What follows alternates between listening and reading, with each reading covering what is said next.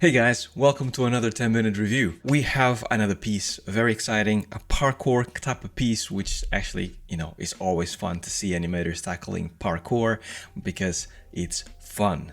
So this one is by Cadence. I've got a few things to say because Cadence actually did a good job at taking reference and actually translating that reference into animation, but there's something to be said about following the reference too closely and how to avoid that. So let's get to it and let's have a look at this animation.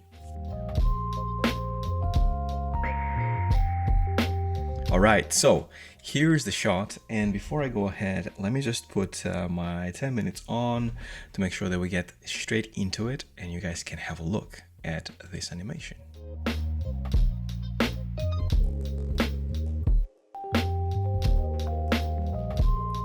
Right. So really cool stuff, and I have to give a shout out to, I think it was somebody called Zen that had a look at this one, and I think the notes are spot on, and I think they basically allude to what I'm about to say about your animation. So this is the reference, so everybody can see where the source of inspiration comes from, which looks like a really cool piece. I wish I could do that. That would be amazing. So yeah, the reference looks really cool, and then basically the animation looks very much like the reference. There's a little bit more of a camera work, but it's for the most part the same. Now, I like what you've done with the reference, as I mentioned before, because a lot of animators sometimes forget about taking reference for your animation. And reference is the most powerful thing that you can do in order to make your animations as pushed or realistic as you want, and to basically allow your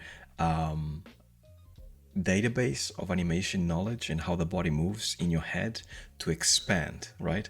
So everybody thinks, doesn't matter if they're animators or not, that they know how something moves, and then you just assume that you know how a camel walks or how a person jumps or whatever it is. But the reality is, whenever you take reference is when you truly analyze it and when you truly realize certain things that you probably never thought about before. Just like an artist that goes to the zoo and studies the animals and basically goes into all the details of what makes the animal special, same thing with us when it comes to animation. We need to see things in motion and study them in order to make sure that we understand how things go, what's first, what's second, where's the overlap, where's the weight shifts. All these other things are super important to us, and we can only really truly have them in our database if we actually study reference. Now, there's nobody better than yourself to actually go ahead and do certain moves in order to actually take certain reference from certain angles, but in the case of a parkour artist, 100% you need to actually look at how they do it, because I would never be able to do this. Now, the thing that I think that you have done that is perhaps a no-no, or perhaps something that you need to kind of improve on, is following the reference too closely, because the line between actually rotoscoping, which is copying the animation one-to-one with something realistic, and the art of animation, where it's pushing the reality of things to a more entertaining level, it's very thin, right? I mean, you could just copy something one-to-one and you think my animation is done because the guy did it, my animation is doing it the same thing, and it's job done. But in reality is that if you copy one-to-one like you've done here, then your animations become very boring. Look at movies like, Polar Express, or some of the Robert Zemeckis movies that are basically just mocap straight up.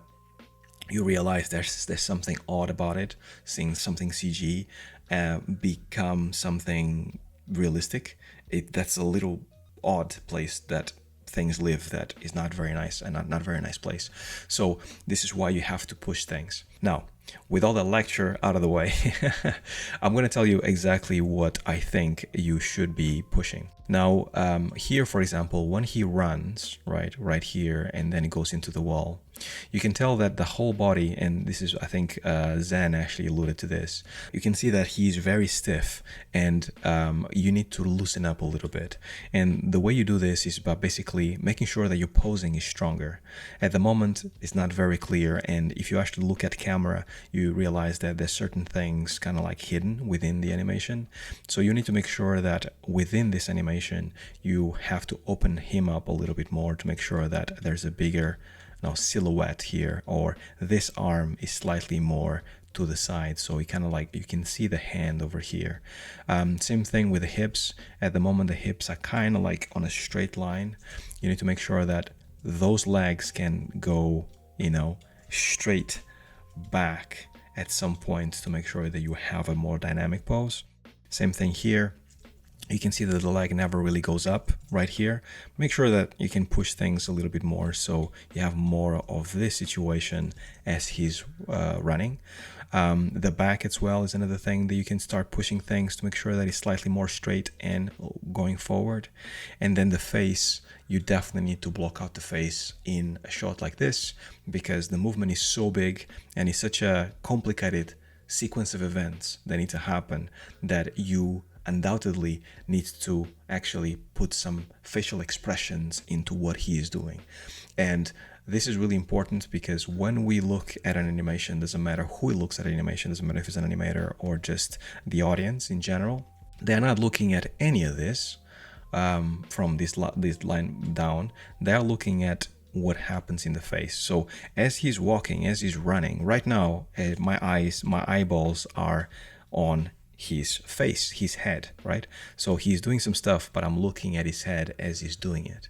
The body is just there for the ride, and I can see it on my peripheral vision, but it's the head and the upper body that my eyes are focused on. So this is why it's so important for you to actually add expressions, because the face expressions kind of like symbolize how much effort I'm doing with what's down here, right? So dynamic pose is 100% what you want to be at. I think like this perhaps is a little bit too dynamic, the pose that maybe Zen actually added here, but the idea of having more of a straight line going this way is true, and it's more what you need to do, so it feels much more dynamic overall, especially as you get to these poses. These poses 100% need to be a little bit more dynamic. You can see that this leg wants to be straight. He's actually slightly more bent, and that's probably what happens in the reference, right? He never really kind of like straightens his leg here. But in your animations, because once again you need to push things, you can actually do those things and push your animations to make sure, like for example this one, basically a straight leg. You can even bow it a little bit if you have the controls to make sure that there's a bowed leg. And then same thing here, like instead of having this slightly bent look, like if he's in this straight, then 100% make him straight all the way up, so he can just be like this instead of having a bowed neck. Or you can just give him a little bit of a back feel, right? So you just go like this a little bit and then have the head doing the same. With his arm, I think you are about the most you can go straight, but with his arm, perhaps on the moving pose, you can start bending the wrist. So when he actually is about to actually flick that hand to go into the wall, he can just have more of a, this kind of movement, because if you keep everything too straight, it starts to look a little bit robotic, so you want to loosen the character up as much as possible. And then this moment here is super crucial when it comes to the animation. I think you did a really good job of getting the character in this position, but then as you actually go up, you can see that you can have much better posing. Here, for example, the leg is kind of broken, the hips are pointing this way, but then this is pointing that way, and then the arm and the shoulder is slightly broken.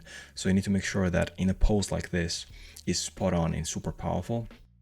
So I'm guessing the blocking that you've done so far up to this stage, you didn't really pay attention to your posing as much as you should have. So definitely do that going forward. And then specifically when you go to places like this, like you actually have like a really dynamic pose, I can see you're stretching the legs, but your spacing could be pushed further. So making sure that he stays down for a little longer, right? And just like a bouncing ball, and then basically flick him up as he goes up, and then get him to a straight line. So he goes from curved down and then as a ball, and then he goes poof, explodes up, right? And just stays straight. Here on this like swing over here, same thing. I think you can just quickly get him to this pose. So he goes from here to about here, poof, and then he just swings, And then when he swings, I think these legs are definitely perfect for you to kind of like swing them in a more cartoony, more freer kind of way instead of being so stiff. And make sure that you actually get those C shapes, those straight lines as you actually are doing it. Your arcs are going to be super important for this to make sure that they sell really well. And also your timing and spacing are going to be like super crucial. But that is all I had for this animation. Looks like a fun animation though. Just make sure the overall idea is that you don't follow the reference so closely next time. And top tip, as you're looking at your reference, before you go into Maya, do a pass where you draw over your reference, because the way I actually got over that hump of following the reference too closely was looking at the video that I just took and then drawing over and trying to find the places that I want to push things, the places where the leg can be straighter, the arm can be straighter, the timing can be slightly changed. Things like that are much better for you to think about them outside of Maya than while you are doing your animation. Animation is already difficult enough, so do that pass beforehand, and then by the time you start animating, you can add those things into your blocking, which makes your life much easier. That's it.